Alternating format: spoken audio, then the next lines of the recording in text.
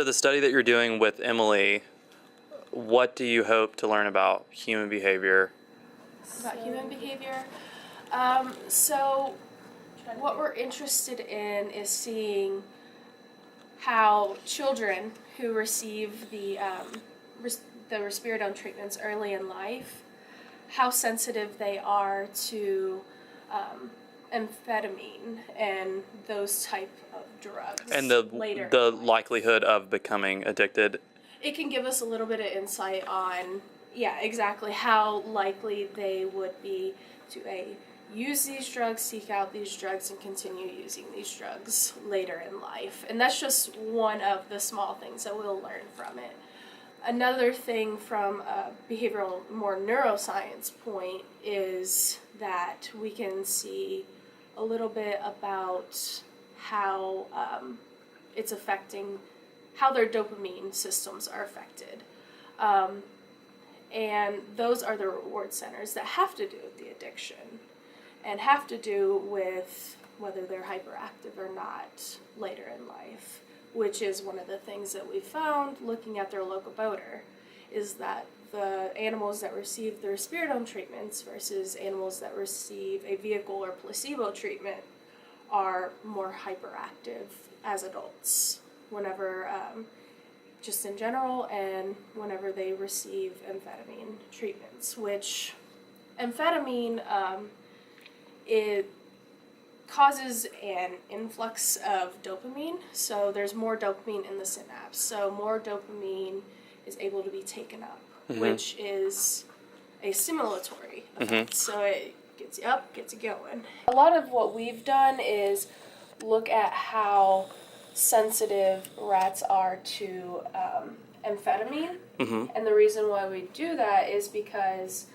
we have found in past research that rats are hyperactive, so we want to look into how their dopamine systems work. And so whenever we give them amphetamine, how do they do on that working memory task versus animals that didn't receive risperidone?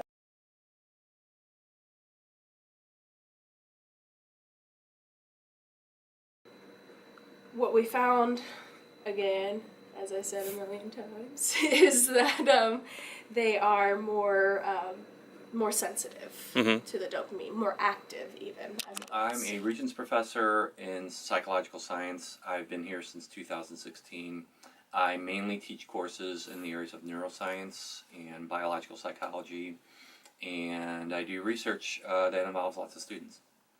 The whole background of the study is that there are lots of children right now that receive antipsychotic medication for a whole host of reasons, and some of them need it, and some of them maybe they don't need it as much. And the big question is, what is it doing to their brain development?